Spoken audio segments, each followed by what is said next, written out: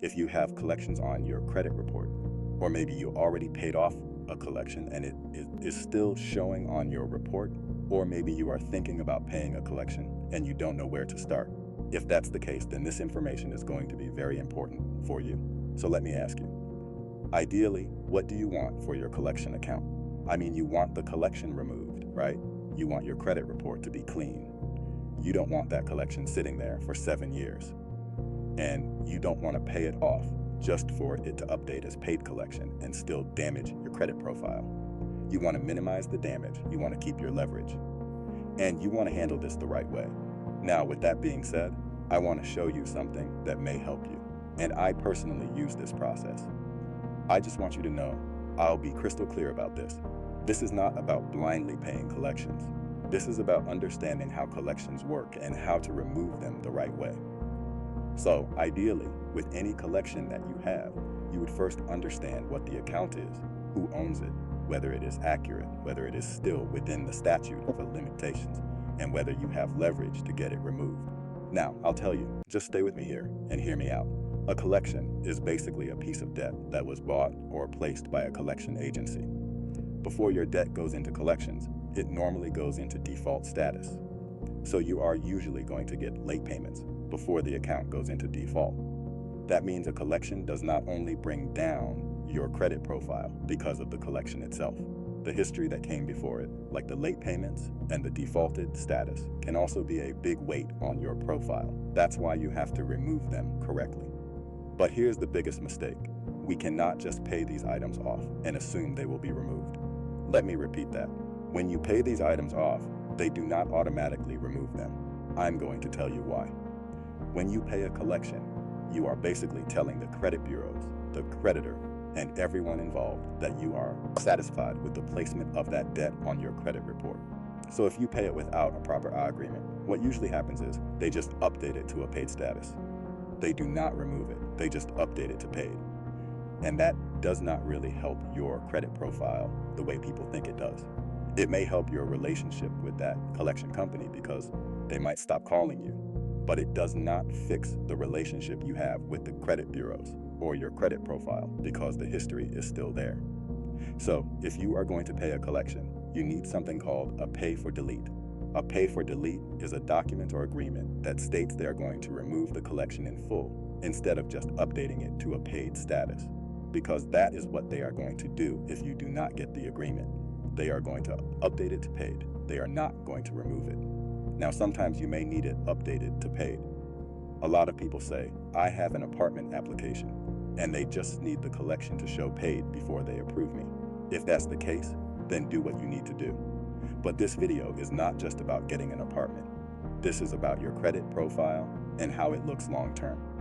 So just paying it does not help unless you are fixing the relationship with the collector or getting the account removed. Now, if it is a high balance collection account, you probably do want to handle it carefully because you could potentially go down a path where they file with the county, get a judgment, or take other collection actions. So depending on the collection account, you want to make sure that you do this delicately. Now, rewinding back to what a collection is. When the original account goes into default, many times it goes into charge-off status before or during the collection process. A charge-off is when the creditor basically writes off the debt. They may get a tax benefit or write-off on that debt. Once that happens, the original balance and the collection balance need to be reviewed very carefully. So here is the first thing you want to look for: zero balances. Zero balances are what you are supposed to look for when it comes to charged off accounts and collections on your credit report. You want to make sure the reporting makes sense. If one bureau is showing a zero balance and another bureau is showing a balance, you want to screenshot that. If the same account has different balances across Experian, Equifax, and TransUnion, you want to highlight the credit reports and show the inconsistency. Then you send that highlighted inconsistency to the credit bureau, along with your dispute letter. Now, I am jumping the gun a little bit, but I want to make sure I give you as much detail as possible as I go along with the video. Another thing you never want to do is admit to the debt. You never want to make their job easier, because the burden of proof is not on you. The burden of proof is on them. So you want to make sure it stays on them. You want them to spend time, money, and energy investigating this debt to the point where they say, this is not worth it anymore, and remove it. But you never want to admit to the debt, because when you do that, you take away a lot of your leverage. A lot of credit repair and how items get removed comes from the burden of proof being on them. And we use that burden of proof as leverage. The more leverage that you give yourself in this process, the higher probability you have of getting these items removed. So how do you actually remove the collection account? The first thing you want to look for when removing a collection account is the statute of limitations. You want to look up the statute of limitations in your state for contracts. Now, there are two timelines you want to understand. There is the reporting time limit for how long debt can stay on your credit report. And then there is the statute of limitations for contracts, which is how long they may be able to legally come after you for the debt. Every state can be different. So you want to make sure the statute of limitations in your state is compliant with that creditor and that debt. If it is past the statute of limitations, then that is a leverage point that you should use immediately to try to get that item removed or challenged. The more leverage points you can accumulate during this process, the better. Now, if you say, I don't know how to do that, and I don't want to learn how to do that, then I'll tell you this. You do not need to overcomplicate it. You just need to know what to look for. You need to check the account name. You need to check the balance. You need to check the date opened. You need to check the date of last activity. You need to check the last reported date. You need to check whether the account is reporting differently across the 3 bureaus. And you need to check whether the collection agency can actually verify what they are reporting. So essentially, what I'm saying is there is an easy and convenient way to start. Pull all 3 credit reports, compare the collection account across all 3 bureaus, highlight the differences, and use those differences as your leverage. So let's say you have a collection sitting on your credit report and you want to get it removed. You pull Experian, Equifax, and TransUnion. And you notice that one bureau says the collection balance is $700, another bureau says it is 0, and another bureau shows a different last reported date. That is not something you just ignore. You highlight it, you screenshot it, you include it in your dispute, and then you ask them to verify how the same account is being reported with inconsistent information. And this cycle is what you repeat. You check the account, you find the inconsistency, you dispute the account, you ask for verification, you wait for the response. If they verify it, but the information is still wrong, then you escalate. And it just keeps going until they either correct it, delete it, or provide real proof. Basically, they take your dispute, they investigate the account, and then they either verify, update, or delete. But I do want to point out that not every account is going to be the same. Some collections are easy, some collections are harder. Some collection companies have weak documentation. Some may have more complete records. It depends on the debt, the company, the age of the debt, the state, and the way it is reporting. However, if the collection is inaccurate, unverifiable, outdated, duplicated, or reporting inconsistent information, that gives you leverage. And what's really important is that you should not rush to pay it before you know what leverage you have. Now, I want to be very clear about this. This process is not magic. This is not just sending one letter and expecting everything to disappear. This is like a credit cleanup strategy.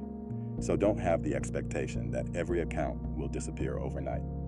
No, that is like expecting to get rich from one paycheck. It's not going to happen that way for everyone. With collections, you are simply using your rights, your evidence, and the reporting errors to challenge what is hurting your credit profile. This is perfect if you have collections that are unpaid, paid but still reporting with wrong balances, reporting on one bureau differently than another, or sitting on your report even though the company cannot properly verify it. Or if you were thinking about paying a collection, this can help you understand why you need a pay for delete before you send them money. And it is very important to understand that this is all based on leverage. Once you pay without an agreement, your leverage can go down. Once you admit to the debt, your leverage can go down. Once you restart the statute of limitations by making a payment on old debt, your leverage can go down. But for the time being, if you have collections, this process may be appealing to you. If so, then I'm happy to have brought this to your attention. And I just want you to be aware that collections are not all handled the same way. Some people should dispute first. Some people should negotiate. Some people should request validation. Some people should use the statute of limitations. And some people should only pay if they get a written pay for delete agreement. So I want to give you a quick breakdown. The first fact is this: a paid collection is not the same as a deleted collection. A paid collection can still sit on your credit report and still show lenders that the account went into collections. The second fact is this: a pay for delete is what you want if you are paying. That means the company agrees to remove the account in exchange for payment. The third fact is this: the burden of proof is on them. If they are reporting the collection, they should be able to verify it.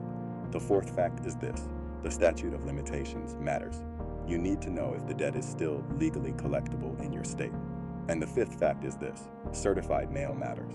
Anytime you send dispute letters, validation letters, or important credit letters, send them by certified mail so you have a paper trail.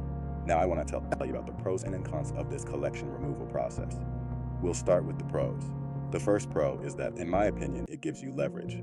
Instead of begging the collection company to remove it, you are forcing them to prove what they are reporting. The second pro is that it can protect you from making the wrong payment, because a lot of people pay collections without getting a pay for delete, and then they realize the account is still on the report.